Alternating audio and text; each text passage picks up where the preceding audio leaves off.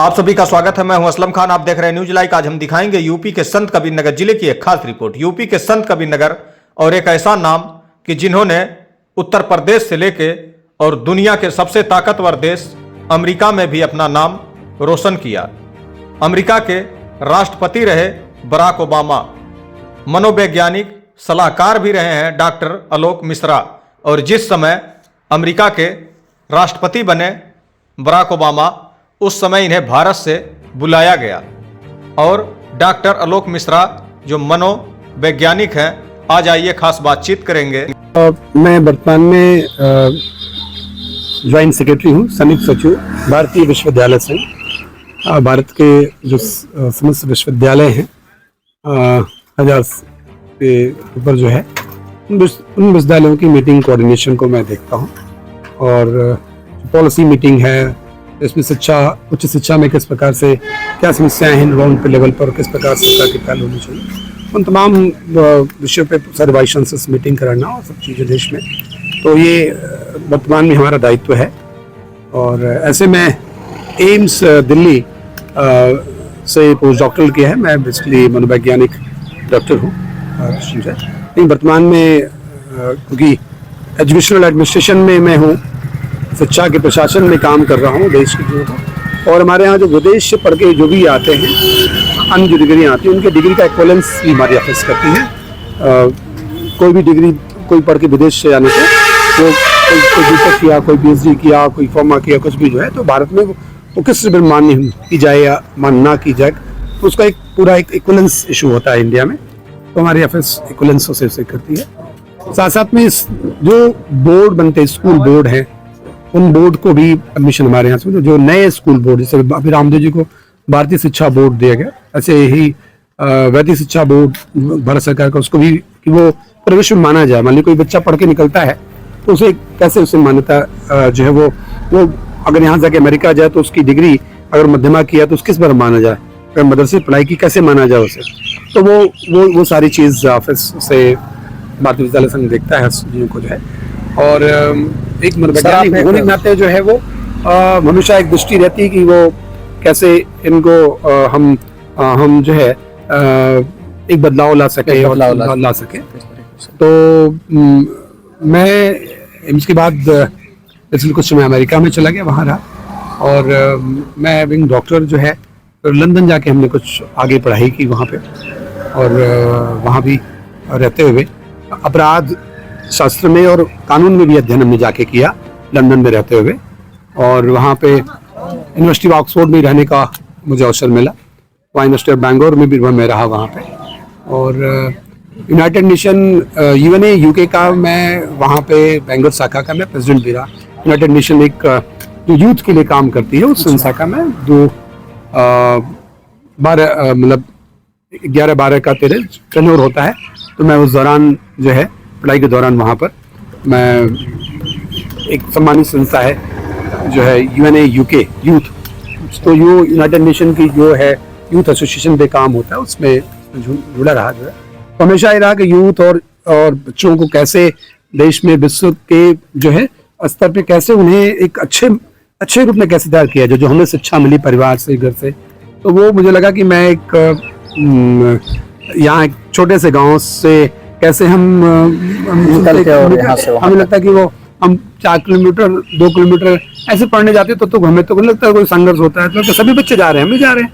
तो वो जाते थे तो बरसात के दिनों में वो पानी भरा होता था। यहाँ निकरक पार स्कूल है, देखा होगा, हमारे मित्र सदस्य जी हैं और सीनियर लोग हैं, तो सभी जाते थे, हम लोग क्लास करके जाते थे। तो बरसात के दिनों में जाने के रास्ते नहीं होते थे, मेड़ पे चलना पड़ता था। तो आज मुझे लगता है कि आज वो माइंड बॉडी कंडीशन की ट्रेनिंग दी जाती है। हमारे गांव ने तो ऐसे ट्रेनिंग दे दी, कैसे कोऑर्डिनेट कैसे करना है आपको, मेड़ पे चलिए गिरिए नहीं, तो ज्यादा अलर्ट बने, कॉन्शियसनेस डेवलप हो गई जो है, तो दिमागी कॉन्शियसनेस डेवलप होती है। जब आप खतरों में रहते हैं ना, तो आपकी अंतर चेतना जागृत होती है। जंगल में रहने वाले लोग ज्यादा सतर्क, उनको आभास हो जाता है। अच्छा, चिंतन जो देखा गया कि तो अमेरिका के राष्ट्रपति जो कि आज विश्व के सबसे ताकतवर माने जाते थे बराक ओबामा, और आपको भारत से बुलावा आया, कितना अपने आप में गौरव महसूस करेंगे? नहीं, ये तो मुझे लगता है कि इस ज़मीन का गौरव की बात है। ये हमें नहीं, ये जिन सबके योगदान, जिनकी शिक्षा, जो शिक्षक हैं, जो हमारे साथी संगी हैं, उन सभी ने जो व्यक्तित्व के चीज़ों में जिनका सहयोग रहा, उन सभी के लिए जो है ये गौरव का उसके लिए है। जहाँ से मैं हूँ वहाँ के लिए गौरव की बात है। मेरे लिए तो ये कि वो एक काम के रूप में रहा, और जीवन में बहुत सारे ऐसे आयाम आते हैं जब चीज़ें जो है वो अचानक सामने आ जाती हैं। वैसे ही क्योंकि मैं एम्स दिल्ली में था, उस दौरान ही मुझे अमेरिकन साइकोसोमेटिक सोसाइटी ने वहाँ पर मुझे बुलाया था, और मैं उस दौरान कहने हैं कि उस दौरान मैं हार्वर्ड यूनिवर्सिटी के एक वहाँ विजिट किया, और वहाँ एक प्रोफेसर मुझे ले गए। उस दौरान जो है यूएस प्रेसिडेंट और हिलरी क्लिंटन के वहाँ पार्टी के पहले वो होते हैं। उस दौरान जो है वो ये हुआ कि हिलरी को जाना चाहिए, मतलब वो और बराक ओबामा एक बड़े निचले तबके से आते थे, और मतलब वो कहते हैं कि वो स्ट्रांग बैकग्राउंड नहीं कि वो सपोर्ट कर सके इस प्रेसिडेंट के रूप में, और बहुत सारे चुनाव का आधार चाहिए होता है। लेकिन ये लगा मुझे कि वो जो मेरा मनोवैज्ञानिक अनुभव था एम्स में काम करने के दौरान, जो एक होता है कि आपकी साइकी डेवलप होती है, तो मैंने उस विश्वास जताया कि मतलब क्योंकि वो उस दौरान हुआ कि Barack will be the right person to be the president for United States, and what need a such type leadership? It's need the person who struggle, person who really believe in basically the hard work, the person who believe basically to do something, believe in life is to devotion something. तो मुझे लगा जो बहुत ऐसे निकल के आया, तो उसमें वो वर्ल्ड को भी लीडरशिप मिलेगी, तो दुनिया को एक एनर्जी जाएगी, और ऐसा कोई व्यक्ति आएगा, और ऐसा कोई पहला ब्लैक इस रूप में जो है, जो अगर राष्ट्रपति बनता है तो वो क्षण था कि जब वो चल रहा था, हमने बोला कि बराक ही प्रेसिडेंट होंगे, तो लोगों को that is a logical country, तो दे क्वेश्चन दैट कि हाउ यू कैन से, आप कैसे कह सकते हैं, पहले से ही कैसे, मतलब आप कैसे कह सकते हैं चीज़ों को जो है। तो मैंने भी उस पर बड़ा सीधा जवाब दिया कि हमने कहा कि I have no doubt, no confusion, Barack will be the president of United State, no confusion, no doubt, कोई कंफ्यूजन नहीं था। से हाउ यू कैन से, तब मुझे लगा कि हमने कहा I am from land of the God, I am from the land of God, my heart is going, there is no doubt, no confusion. Again मैंने उसको असेस किया, और अब उससे इस प्रकार मनोवैज्ञानिक जो प्रभाव साइकोलॉजिकल रूप में, पर उससे वहाँ की फोक्स चैनल पे 18 मार्च 2008 की ये बात होगी जो है, मतलब जब कैपिटल अमेरिका के वाशिंगटन, मतलब हम हार्वर्ड से लाए वफात में इसको कहा गया कि आप इसको मीडिया में भी इसी बात को रिपीट कर दें। तो मीडिया का देखिए आप लोगों को बड़ा होता है कि पॉलिटिकल मीडिया में वहाँ की इस चीज़ को अगर उसमें भी आप मतलब इसको रिपीट पहले से ही कहते हैं, मतलब इसको आप, तो खैर वो जिस प्रकार था कि वो आया, और उसमें भी इसी बात को दोहराया, और वो चीज़ क्योंकि जब आप कोई चीज़ पहुँचती चीज़ों को है, और बताया कि भाई क्यों ऐसा होना चाहिए, तो उसका एक जो भी इम्पैक्ट पड़ा, अब वो मनोवैज्ञानिक एक मानसिकता बनती है व्यक्ति में, जब एक सकारात्मकता बनती है, लोग उसके बारे में चार लोग अच्छा सोचते तो खुद को नहीं लगता, तो एक दौर था, तो वो फिर उसका इम्पैक्ट पड़ा। देन हम उस ओबामा ग्रुप को सपोर्ट करते रहे, और बाद में वो प्रेसिडेंट बने, और प्रेसिडेंट बनने के बाद ये उनकी महानता है, उनकी टीम की महानता है चीज़ों को। अब अमेरिका से प्रेसिडेंट व्यक्ति जो है वो और वो बाद में मतलब वहाँ पे आमंत्रित किया जो है, तो उस सेरेमनी के लिए जब जाना हुआ तो मेरे पास पैसे नहीं थे कि उन्होंने कहा लाख रुपए, तो बोले उस सेरेमनी के लिए निमंत्रण आया, तो हमने कहा भाई 1-1.5 लाख रुपए तो पॉकेट में, हमने कहा कि 200-400 पाउंड तो पॉकेट में नहीं खर्च हो जाएंगे, भैया आपने बुलाया, आप कोई कार्यक्रम कर रहे, मैं कार्यक्रम में आया, बट वहाँ पे तो जाने के अलावा आप टिकट दे देंगे, बट उसके और भी पैसे खर्च होंगे। हाँ, इसके बाद आना जाना। तो मैंने उस वक्त कहा कि ये जो है, उस वक्त कांग्रेसी गवर्नमेंट थी, तमाम लीडर शीला दीक्षित जी थी, उन्होंने लेटर आया तो पेपर में न्यूज़ थी, और जगहों पे चैनल पे चल रहा था कि निमंत्रण आया, चारों तरफ वो था जो है, तो सीएम ने मुझे दिल्ली में थे, और उसमें चीफ मिनिस्टर ने बुलाया, फिर उनका जाना चाहिए, फिर वो ऑस्कर फर्नांडिस साहब थे, उन्होंने रात में बुलाया, तो बहुत सारी चाहे उस प्रकार से, क्योंकि वो कौन है ये, तो इस तरह का होता है कि पता चला ये बैग लोगों को ऐसा लगा होगा कि उसमें बस्ती मिला था कि मैं कुछ मेरी मदर बस्ती में रहती थी। अच्छा। तो बस्ती में वहाँ भी घर है बस्ती में, तो और गांव मेरा यहाँ पर है, तो बिशरा पार यहाँ पे, तो उसमें ये हुआ कि बस्ती से आप बिलोंग करते हैं, खिल्लाबाद से बिलोंग करते हैं, तो वहां से कैसे आए, तो वहां से चर्चा थी। हाँ, एक भाई लोगों को ऐसा लगा होगा कि अमेरिका और जो दुनिया के सबसे ताकतवर राष्ट्रपति और आपको बुलाना, तो थोड़ा सा लोगों को लगेगा ही। नहीं, तो मतलब उस दौरान हुआ चीनों को। तो फिर गवर्नर थे बलराम जाखड़ साहब जो है, उन्होंने फोन किया चीनों को जो है, बोले कब जा रहे हो? तो हमने कहा मैं नहीं जा रहा हूँ, क्योंकि वहाँ 2-4 पाउंड बिना वजह खर्च होंगे। तो उन्होंने बड़ा उनके एक वजदी थे, तो उन्होंने कहा कि भाई ऐसा है कि साहब, उस वक्त तो फोन कर दिया, दोबारा उनका साहब बात करेंगे। तो बोले क्यों? हमने कहा, उन्होंने कहा कैसा है, तुम तैयारी करो। और उन्होंने बलराम जाखड़ साहब ने उन्होंने कहा कि देखो, इतिहास की आंखों, मुझे तो नहीं बुलाया ना, तुम्हें जाने की चीज है, इतिहास की आंखों में खड़ा होना ना व्यक्ति को बहुत बड़ा बनाता है। उस क्षण में खड़े होने के बाद ना आप, हमने कहा यहाँ से देख लेंगे जिनको, तो वो दो भी चीज है, निमंत्रण आया जाता जाना है। तो बोले नहीं, देखो ये तो सम्मान है, ये सम्मान है, और उसके द्वारा जो है वो अंदर की का जो आत्मा है वो विस्तार होता है, जाना चाहिए। और उन्होंने अपने मद से, अपने पास से जो है, अपने व्यक्तिगत धन से 400 पाउंड मुझे शाम को कहने करते हैं कि भोपाल में गवर्नर थे वो बलराम जाखड़ जी, उन्होंने मेरे मुंह से निकला 200-400 पाउंड, उन्होंने 400 पाउंड मेरे पास जो है शाम को वो 20-20 पाउंड के रूप में जो है 400 पाउंड मेरे पास उन्हें पहुंचाए, और उन्होंने कहा कि आप यात्रा करके आएंगे। बलराम जाखड़ जी को बहुत कि उन्होंने उस यात्रा को स्मरण किया कि भाई आपको वहाँ जाना चाहिए, फोर्स किया। हाँ, मैं वहाँ गया, और वहाँ जाने के बाद जो है वो बिल्कुल मतलब एक अच्छा, जिस तरह से बराक ओबामा जी आप बता रहे हैं कि और एक बहुत ही गरीब व्यक्ति थे, और यूएस का जो है और राष्ट्रपति तक का सफर उन्होंने तय किया, और कुछ उनके बारे में किस तरीके से इतना लंबा सफर और बहुत कम समय में। देखिए, बराक ओबामा एक रियल सेंस में वर्ल्ड लीडर के रूप में मैंने विजुलाइज किया था, मैं खुद जो है वो देखने के बाद, जाने के बाद। तो आदमी की गरीबी, जो कहते हैं ना कि आर्थिक गरीबी चीज होती है, मन से आदमी को गरीब नहीं होना चाहिए।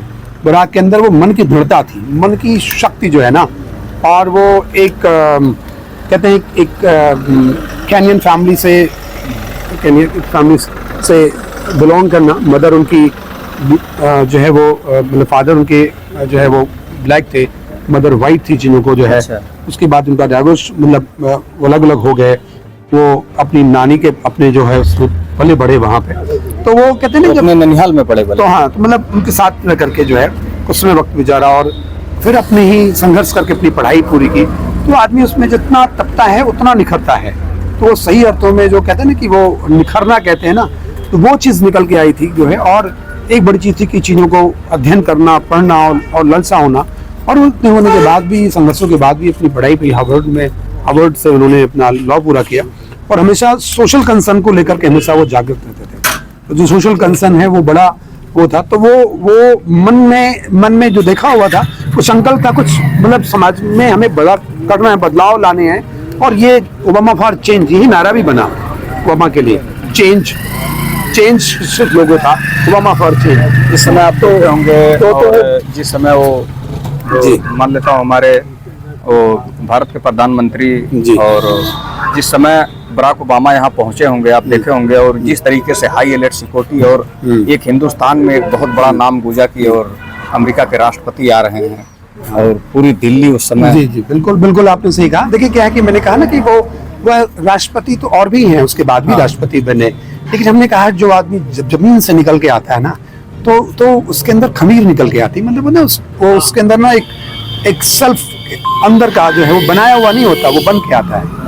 तो बन के जब आता है ना, तो उसके अंदर वैचारिक दृढ़ता होती है, उसके अपना एक अपना व्यक्तित्व और अपना चरित्र होता है चीजों को। बराक ओबामा जो है अपने एक चरित्र को मैं मानता हूँ कि वर्ल्ड लीडर के रूप में मानता हूँ कि बड़ा एक स्ट्रांग, एक फर्म, एक फैमिली मैन जो है ना, आप मतलब इस रूप में देखते हैं। हम कई वीडियो भी देखे, और जिस तरीके से जब वो वहाँ के राष्ट्रपति नहीं रहे तो आम जगह जाना, और जिस तरीके से अभी कई वीडियो हम उनकी देखे कि और किसी भी दुकान पे पहुंच जाते हैं, सब्जी लेते हैं, और तमाम एक नॉर्मली तरीके से। और एक प्रधानमंत्री जो वहाँ के राष्ट्रपति, यानी वो कह लीजिए, और इतनी बड़ी ताकत, पर इसके बाद जब वो उस पद से हटते हैं तो ये एकदम नॉर्मल की तरीके, तमाम ऐसे वीडियो। मतलब ऐसा पाश्चात्य के देशों में ऐसा जो है मतलब यूके की भी कैमरून रहे तो बहुत सारे आपको लीडर्स मिलेंगे। बट जहाँ तक बराक की बात है, तो मैंने इसे बताया कि जब आदमी जो है ना वो सोना जितना तपता है उतना ही प्रखर निखरता है ना। तो वो जो है, तो वो क्योंकि वो जमीन से जब आदमी जाता है और जुड़ा रहता है तो उसे ले लेता कि पद पोजीशन सिर्फ कार्य करने के लिए है, सिर्फ कार्य करने के लिए है। पद जो है वो किसी प्राप्ति का नाम नहीं है, नहीं केवल जो है तो वो कार्य करने के लिए, तो कार्य संपन्न हो गया, फिर अपनी जगह पे आ गए, तो वहां पर किसी तरह का कोई वो नहीं। ऐसे लोग जब वो कहते हैं ना कि अपनी आभा के लिए कोई चीज बनते हैं, मैं फला बन जाऊं, तो उन्हें बड़ा दुख तकलीफ होता है, फिर वो मुफलिसी वो कहीं गुमनामी में रहना पसंद करते हैं। तो बराक ओबामा अभी जिस उन तरीके से लीडर्स आपने- हैं जो आदर्श के रूप, मतलब मैं कहूँगा कि वो जैसे आपने भी कोर्ट की बताया कि हमने ऐसा देखा, तो मतलब ये वो है कि वो हमें जिस पद पर जहाँ पर है उस कर्तव्य के लिए हम जाएं और बड़ी निष्ठापूर्वक उस कर्तव्य को करें। तो ये एक प्रेरणा है वो लीडर्स ग्रुप में जो है, और हम उस व्यक्तित्व को अंदर से बहुत ही अद्भुत रूप में जो है अभी आप स्वीकार एक करते हैं। डॉक्टर भी हैं, और जिस तरीके से अगर देखा जाए तो आप अमेरिका जैसे शहर में रहे, और यहाँ में क्या फ़र्क है, क्या है सरकार के पास किस तरह की एक सोच होनी चाहिए कि लोगों की एक अच्छी शिक्षा हो सके, स्वास्थ्य की व्यवस्थाएं एक अच्छी मिल सके लोगों के लिए? देखिए दो महत्वपूर्ण चीजें हैं। हमें कभी किसी अन्य देश की तरह से हमें अपने देश की तुलना नहीं करनी चाहिए, क्योंकि हमारी भौगोलिकता, हमारी जो विशिष्टता, संस्कृति टोटली भिन्न, दो अलग सोच तो होती ही है और अलग पहलू है। हाँ, बट कहें हमें अपने इंडिजिनियस फॉर्म में, हम जिस रूप में है उसी रूप में हमें विकसित होना चाहिए। और भारत का देश का बहुत ही सबसे बड़ा जनसंख्या का देश तो है ही है, और विविध संस्कृतियों वाला देश है। भारत समन्वय का देश है ना। भारत की जो है वो बात ही निराली है। सिर्फ और सिर्फ अभी है कि भारत को जो है ना आर्थिक समृद्धि के तौर पर जो है वो देखें, आज की समृद्धि आर्थिक रूप में चीज़ है। तो मुझे लगता है कि जो भारत का विकास है, भारत का जो वैभव है वो सांस्कृतिक वैभव से है, और साथ साथ में जो है अभी भारत में जिस प्रकार का दौर चल रहा है वो अपने तौर पे, अपने तरीके से जो है वो बदलाव भारत में आ रहा है। शिक्षा की बात जहाँ तक है तो भारत ने अभी नई शिक्षा पॉलिसी का समन्वय किया। जैसे मैंने कहा कि मैं विद्यालय संघ का जनरल सेक्रेटरी भी हूँ, तो वो जो है न्यू शिक्षा पॉलिसी जो है वो उन्हीं पदमानों को, जो आपने कहा कैसे बदलाव आए, तो जो शिक्षा का दौर है उस तरीके से उसको पूरा किया जा रहा है, और उसी दर्जे में वो है। वहाँ पर स्वास्थ्य को लेकर के जो है वो बड़ी चिंता रहती है कि वहाँ पर सब स्वास्थ्य इंश्योरेंस वगैरह होते हैं। भारत सरकार ने भी आपने देखा होगा कि वो प्रधानमंत्री स्वास्थ्य कार्ड, आयुष्मान कार्ड जिससे 5 लाख तक का इलाज जो है गरीबों को हो सके, ये तमाम और हो भी रहा तो है। देश उस तरफ बढ़ रहा है कि आम लोगों के जीवन को सहज बनाया जाए। तो बट बहुत बड़ा देश है, ये बहुत बड़ा देश है। उस रूप में तो अमेरिका सांस्कृतिक भौगोलिक, मतलब ये कहूँ कि मतलब जिस जनसंख्या के रूप में चल रहा है तो एक बहुत बड़ा मतलब वो है। और मैं कहूँगा कि यहाँ के लोग संतुष्ट भी अंदर से, मतलब धार्मिकता से भरे हुए हैं, तो मतलब अभाव में, लेकिन वो दुखी नहीं है। मतलब अगर उन्हीं एक जोड़ी कपड़े हैं तो उससे उनकी गरीबी नहीं है, वो उनकी गरीबी नहीं, हाँ वो गरीबी नहीं कहेंगे उन्हें जो है। तो इसमें ये कि वो देश में बदलाव ऐसे ही आ रहे हैं। अब जो वहाँ पे सुविधाएं और उसकी तुलना करना, जैसे मैंने बताया कि इस रूप में नहीं, बट देश में वो अब होना रोजगार पूरक होनी चाहिए शिक्षा को, या लोगों के लिए इनोवेशन के लिए मौके होने चाहिए। तो भारत में उन्हीं तमाम आधारों को चुन करके जो है आप देखिए stand up India, startup India, तमाम ऐसी सरकार की योजनाएं जो है उस दिशा में अग्रसर हैं।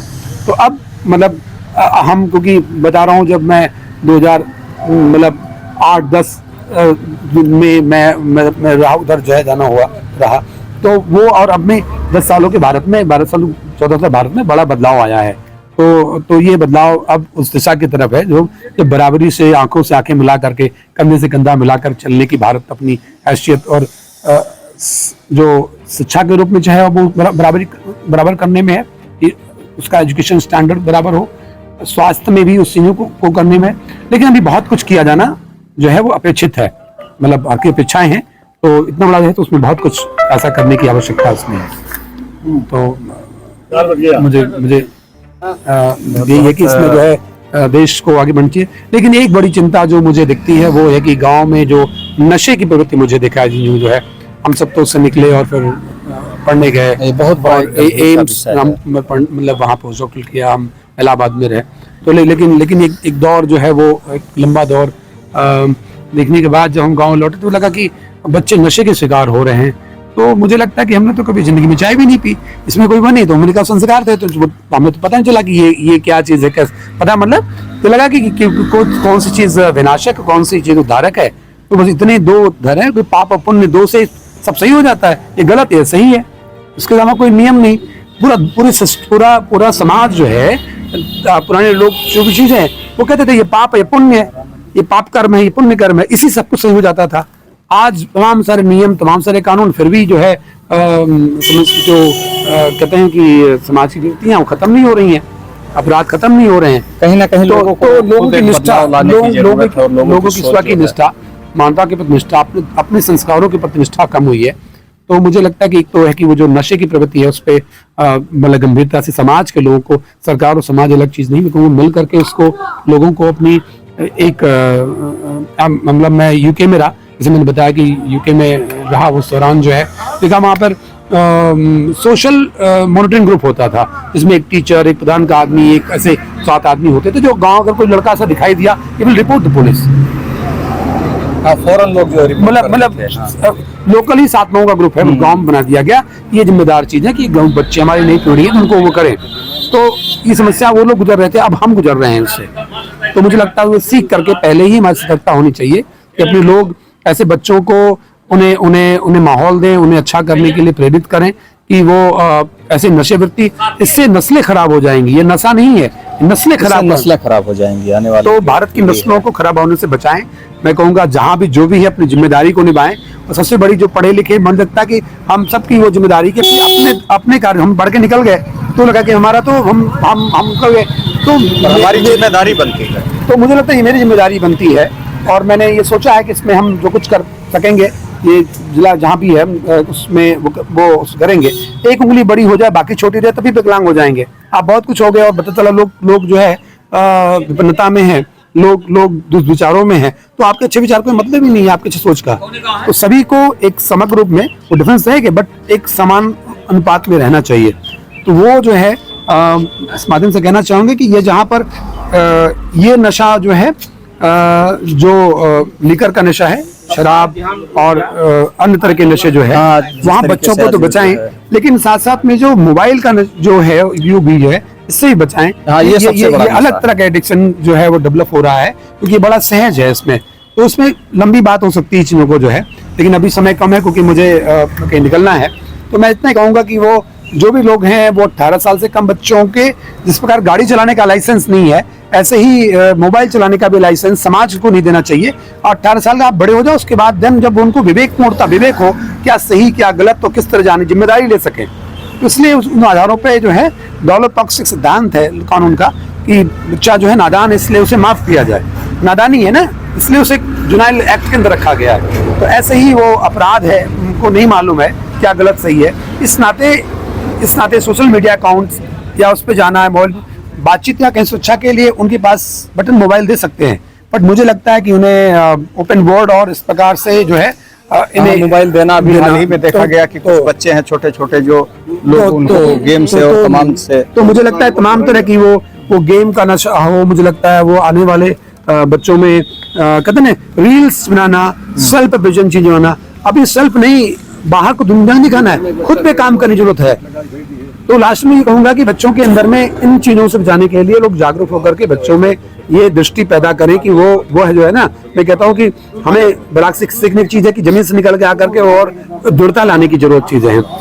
हमें मोदी से सीखने की चीज है कि अपने प्रधानमंत्री सीखने की चीज है कि हमें किसी कार्य में पूरी तरह से उसमें संलग्न हो जाने की जरूरत है। हमें समाज में तमाम सारे ऐसे उदाहरण हमारे हैं, तो उन अच्छे व्यक्तित्व को देख करके उनको चिंतन करके उस पे हम कैसे ले जाएं, ये हमारा प्रयास होना चाहिए। और मैं ये कहूंगा कि वो हमारी निष्ठा विद्यालय का एक आधार सूत्र है, निष्ठा धृत सत्यम। तो 3 चीजें बड़ी सिखाने की जरूरत है बच्चों में कि उनकी निष्ठा हो। निष्ठा किसके प्रति? स्वास्थ्य के प्रति निष्ठा। हम कुछ भी खा लें तो आपको आपके स्वास्थ्य के लिए क्या उचित क्या होना चाहिए था, निष्ठा होनी चाहिए सभी पर। परिवार के ऐसा कोई कार्य न हो जो परिवार की मान मर्यादा या पिता के मान सम्मान को नीचा करता हो। आप ऐसा कोई काम न करें जो आपकी पारिवारिक निष्ठा को कम करता हो। तो निष्ठा होनी चाहिए, कहीं उनके सम्मान को उन्हें करे। तो निष्ठा, धृति, सत्यम, ये 3 आधार सूत्र हैं। अगर इनको सिर्फ उनमें पिरो दिया जाए तो मुझे लगता है जीवन अपने आप एक जो है ऊंचाई पहुंचेगा। हर बच्चा हमारे भारत का श्रेष्ठता के लिए योग्य है, उसको तरफ उसमें हम सहयोग करें और उस हर बच्चा जब बढ़ेगा, हर कोई अच्छा करेगा, उसी से राष्ट्र श्रेष्ठ बनेगा।